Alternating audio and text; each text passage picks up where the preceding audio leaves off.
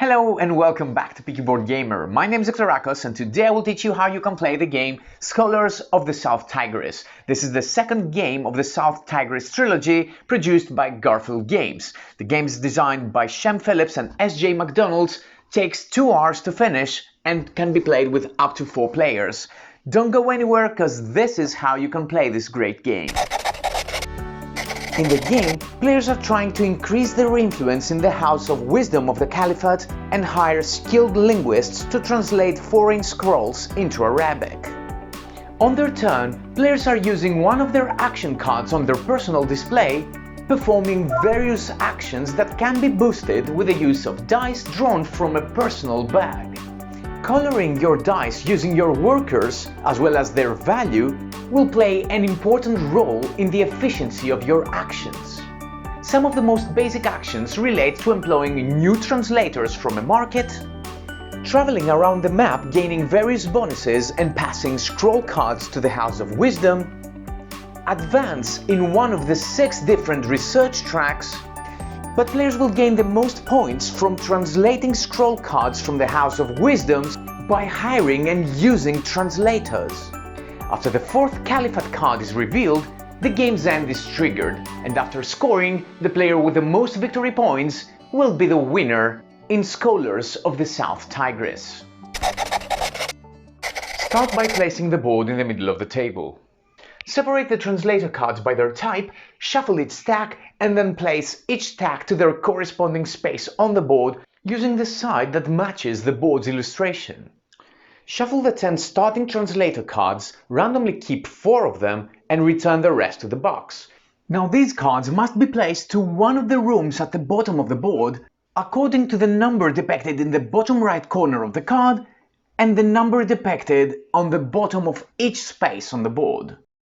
Next, shuffle the resource cards and randomly deal one of them facing upwards right beneath each one of the 4 starting translator cards. The remaining resource cards are not used and return in the box. Take the scroll cards, the cards with this illustration, and separate the 4 Caliph cards. These are the only cards not depicting a title like the rest. Set the Caliph cards aside and shuffle the rest of the cards. Then deal 1 card facing upwards on each space on the map and another card in the top space of each of the guilds in the House of Wisdom. Now with the rest of the scroll cards, the Caliph cards, and according to this card and to your player count, you're gonna create 6 stacks. In my 2 players example, I will have to create these stacks. The first stack will contain 3 cards, the second, third, fourth and fifth stack will contain 2, and the last one will contain 1. Now you take the 4 Caliph cards, you shuffle them and place 1 on the second, third, fourth and fifth stack and then shuffle all of these stacks. Now you'll create a single deck with these cards, stacking them from left to right. This stack is the scroll card draw pile. Place this stack next to the board and also keep the remaining scroll cards somewhere near, as some of these cards might be used towards the end of the game. The game uses some color mixing. It uses uncolored white dice, then you have dice of the 3 primary colors, blue, red and yellow, and a few dice of the secondary colors, purple, orange and green. Secondary dice are special because they depict values that range from 4 to 6. Place all of these dice next to the board as a supply. Next, create supplies of workers that come in white or primary colors, gold pieces and silver coins. All of these supplies are regarded to be unlimited. Next, each player takes a personal display board, selects one of the colors and takes all components of the corresponding color. The 7 action cards, 20 influence, 6 research markers, 1 player marker and a bag. Players place the research markers on the 0 space of each research track. Players place their player marker in the top middle space of the map. There is also a neutral marker that should be placed in the far opposite space. These cards here are goal cards. Shuffle them and then randomly deal 1 to each player, which should be placed on the rightmost action space of their display facing upwards. After dealing these cards, give each player their corresponding starting scroll card, which should be placed facing upwards above their personal display. On the left side of the gold card, you can see specific components that you must take from the general supply and place them right on top of these spaces. These components are rewards once you fulfill the goal which is depicted right next to them. We will talk more about goal cards later on, however you should know that fulfilling these goals is very important for multiple purposes. At this point, players must choose a player at random to be the starting player who takes that token. The rest of the player turn order is determined clockwise. However, starting with the last player and using a reverse turn order, each player will select a neutral translator. So, the yellow player selects one of the translators and places one of their influence in the top left corner of the card indicating ownership, and then takes the resource card placed beneath it and fully resolves it from top to bottom. According to this card, this player starts with 6 white dice and 1 blue. These are always placed inside of the bag. Then the player draws dice from their bag until they have 4 dice in total in their hand. Whenever you draw dice from your bag, you must roll them and keep them as a supply next to your play area. You can always take a look of what's inside of your own bag, but when you finish, remember to give your bag a little shake. Next, the card indicates that the player starts with 2 gold pieces, 2 silver coins, and 1 red worker. All of these resources belong to the player's hand. The last part of the player's card indicates a bonus, which in this case is to gain a step in this specific science track. Some of the spaces in the science tracks are translucent and some others are solid. As soon as you step in translucent spaces, you immediately gain the depicted bonus, so this happens also now, and the player will start the game with an additional silver coin. Let's explain some more symbols. With this one you gain a worker of any color, with this one 1 gold piece, with this one you draw another die from your bag and you roll it as always, and with this one you get rid of 1 of your white dice. This die can be removed from within your bag, your personal supply, or from your personal display in case you have some of your white dice there. With this bonus, you get to place 1 of your influence on any scroll card on the board. This can be any card on the map or the House of Wisdom area. However, the card must have no other influence on it, and each card can only have 1 influence. Finally, if you have gained this bonus, you place 1 of your influence on the corresponding tower in the House of Wisdom. After fully resolving the card, it is placed facing downwards in this area of the player's personal display. It is now the next player's turn to choose 1 of the translators and repeat the whole process. Translator cards that were not chosen remain on the board, however their corresponding resource cards are removed from the game. The game is now ready to start. If you like videos brought to you by Peaky Boardgamer, please subscribe to this channel. Unfortunately, only 10% of the channel's viewers have subscribed, so if you haven't done already, please help this channel grow even more by subscribing and make sure you have hit that bell button so you get notified of all our future videos. The game is played in rounds. On every round, each player takes a turn, starting always with the same first player and continuing clockwise. This continues until the 4th Caliphate card hidden in the scroll deck is revealed and resolved. On their turn, players have 2 options: to either perform a work turn, in which case they have to play 1 of their cards on their board, add dice on that card, and then perform actions. The second option is to take a rest turn, in which case the player resets their personal display by taking the cards back as well as their dice. Let's start by explaining a work turn in greater detail. When you take a work turn, you must choose 1 of your cards and place it onto any action space which is empty on your display. Then you must assign this card with either 1 or 2 dice from your hand, and optionally also use workers in order to affect the dice you've placed. Then you perform all actions and bonuses of the selected space. Here, for example, the player triggers the travel action, but if they placed the card in this spot, they would choose to either perform the recruit action or travel action. If I used this card and placed it here, then I could perform the research action as well as all the bonuses depicted in the brown area of the card in any order. As we will see a bit later, when your own translators become retired, you'll be able to tuck them under these spaces here. So in such a case, if I was using this action slot, I would be able to randomly draw 2 dice from my bag and roll them in order to add them to my hand, and also gain a worker of any color from the supply. Important, all dice like these ones that were added into your hand during your turn cannot be used in that turn. I would be able to spend one of my workers in order to advance 1 level. In this research track, the total dice value would be modified by +2, remember you can never exceed 12, and of course, I would be able to perform the basic action, which in this case is to translate a scroll card. Also, after you fulfill all the objectives of your goal card, you gain this card as an additional action card that can be used anywhere, and you also gain an additional action space in which you can use any of your action cards.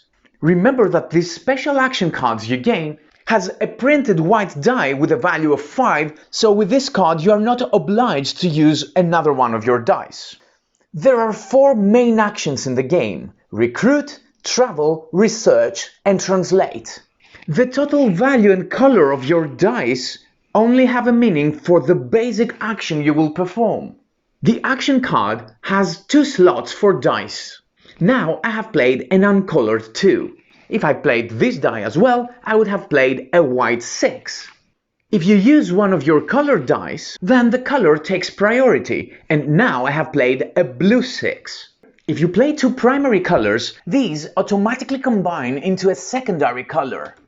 So now I have played a purple 6. Also, if you have played a secondary color die, then the secondary color takes priority. So now I have played a green 6. Now let's also add workers in the equation. You can assign workers to one of your played dice. The die will then take the color of the assigned worker. So now I have played a red 2. If you play a worker which is the same color as the die, then the die increases its value to 6. Now this is a red die, so if I played another red worker here, that would be a red 6.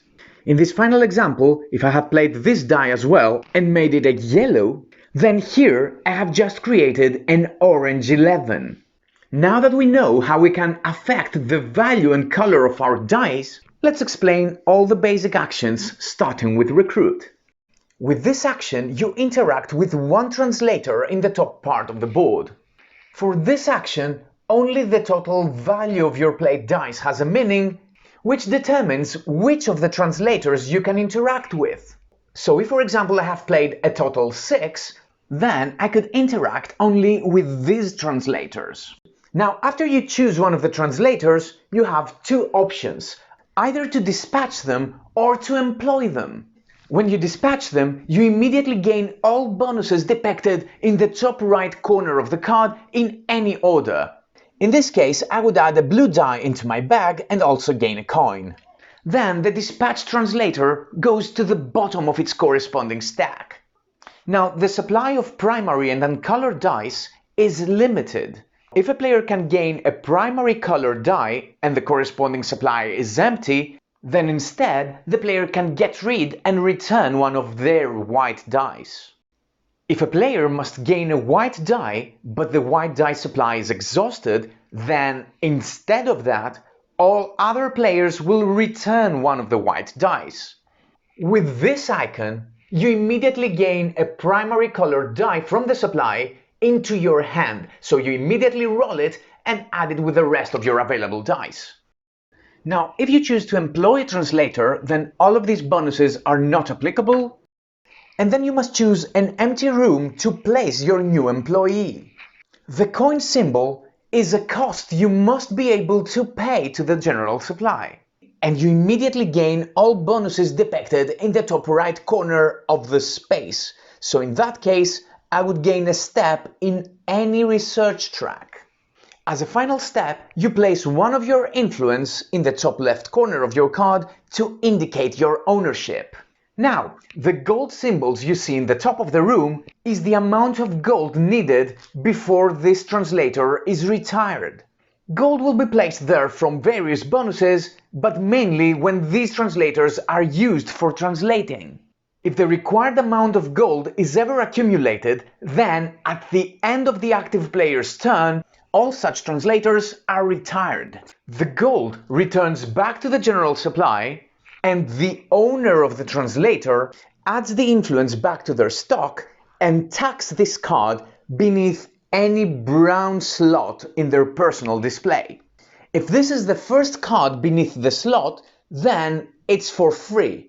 But if there are more cards there, then for each other card you must either pay a coin or add a white die into your bag. So if I place this card here, I would have to pay this cost once, and if I placed it here, I would pay it twice.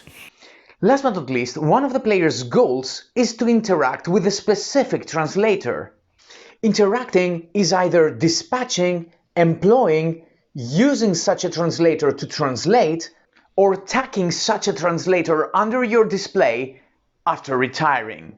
In any of these cases, you satisfy the goal and gain the bonus. With a travel action, players interact with the map, moving their marker clockwise spaces up to the total dice value. The color of the played dice plays a small role just in gaining an additional bonus if your movement passes over the step that matches to your color. So, if for example the yellow player has played a green 7, they can do 1, 2, 3, 4, 5, 6, and since they have passed from that green step, they will also collect the bonus depicted here, which in this case is 2 coins. Players can always move less steps than their total. However, they must move a minimum of 1 space. Keep in mind that if you have played a 12, then, since there are 12 spaces around the map, you can always move to the same space where you started. Now, if you see, the map depicts white ring spaces and black ring spaces. If you end your movement on a white ring space, you simply perform and gain all the depicted bonuses next to that space. If, however, you end your movement in a black ring space, then you interact with the attached scroll card, delivering it to the House of Wisdom.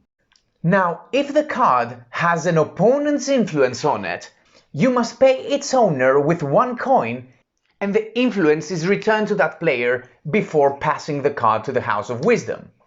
If you interact with a card that has your own influence, then you don't pay anything, and both the influence and the card is delivered to the House of Wisdom. When you deliver a scroll card, you can place it in any empty space, but you have to fill each tower from top to bottom. In any case, you must be able to pay 4 coins, as it's depicted here, then you get to place 2 of your influence in the corresponding guild, another depicted bonus, which in this case is a gold piece, and you also gain an advancement in the research track depicted in the bottom right corner of the card you just placed. Whenever a player has the most influence in one of the guilds, one of these influences is placed here to indicate that that player controls that guild. If any player has more influence than the controlling player in that guild, control will be switched like that. The importance of controlling guilds will be explained later on. As a last step, you must replenish the empty map space with a new card from the scroll deck. If that card is a Caliph card, then it's not placed here and is resolved differently. We'll see that in a bit. After you resolve the Caliph card, you repeat the process until a non-Caliph card is revealed and is placed in the empty spot. When performing the research action, both the color and the total value of your dice is important. This is because you must choose one of these 4 options depicted in the top part of this area. If, for example, I have played a white 9, then I can only perform this action because it's the only one not requiring a color. But if I played a blue 9, then I could choose any one of these 3 actions. The last one cannot be chosen because it requires a 10 or higher total value. With the first option, you just gain a worker of any color and a coin. With the second option, you must spend 1 gold and then you gain 2 coins and 1 advancement in the research track corresponding to your dice color.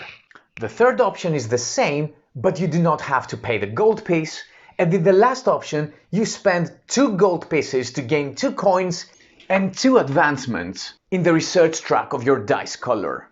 After each advancement, if you stepped on a translucent space, then you gain all of the depicted bonuses immediately.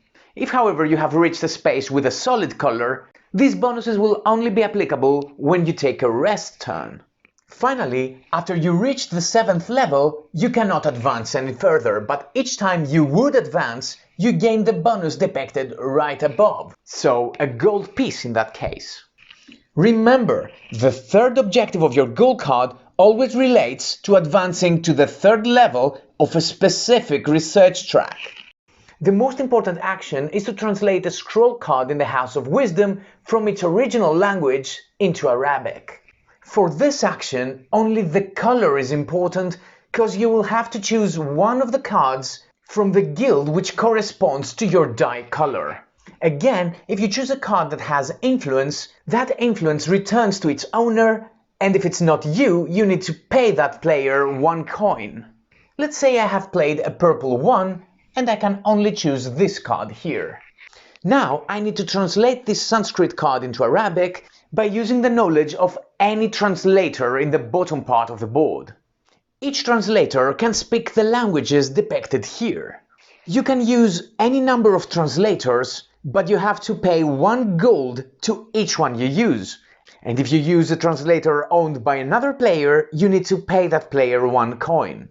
In our example, I could use this translator to translate the Sanskrit scroll card into Persian, and then also use this translator to translate it from Persian into Arabic. Of course, as the yellow player, I would have to pay the red player 1 coin for using their translator.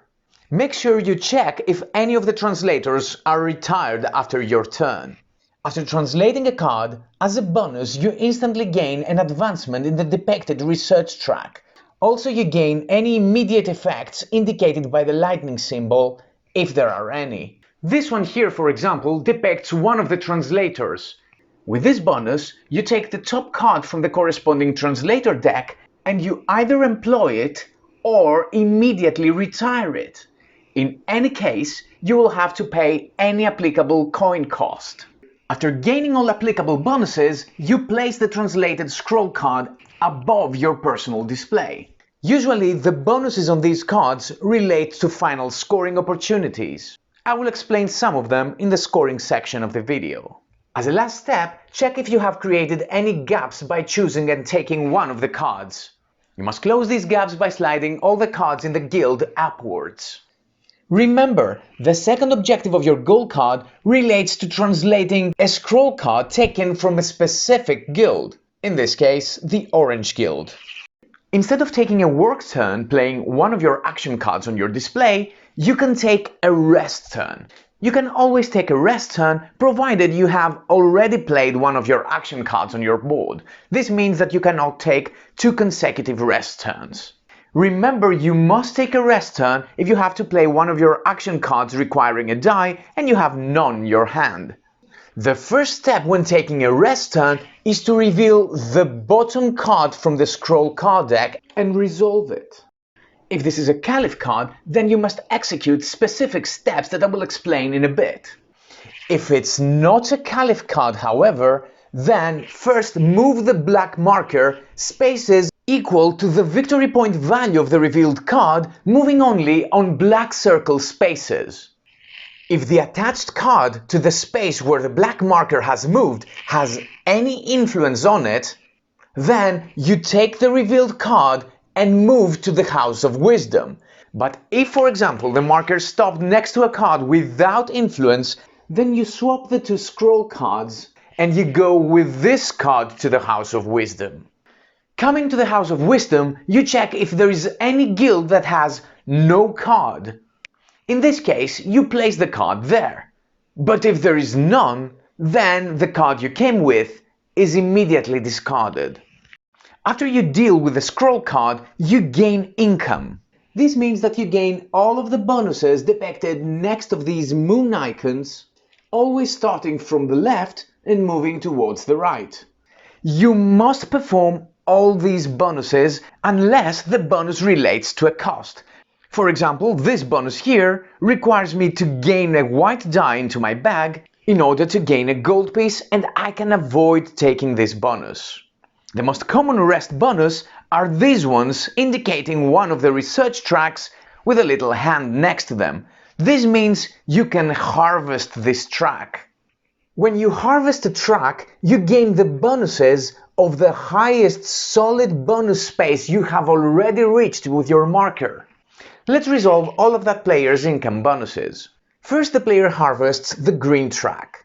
The highest solid bonus reached by the yellow player is this one, and the player immediately advances by one step in any primary color track. Let's say the player increases in this one. Next, the player harvests the purple track, so the player will gain 3 coins. With the next bonus, the player gains a white die, placing it into their bag. This is unavoidable. With the next bonus, the player adds another white die into their bag in order to gain a gold piece. However, the player may ignore this since there is a cost. With the next bonus, the player harvests the red track and gains a white worker and also another one of any color.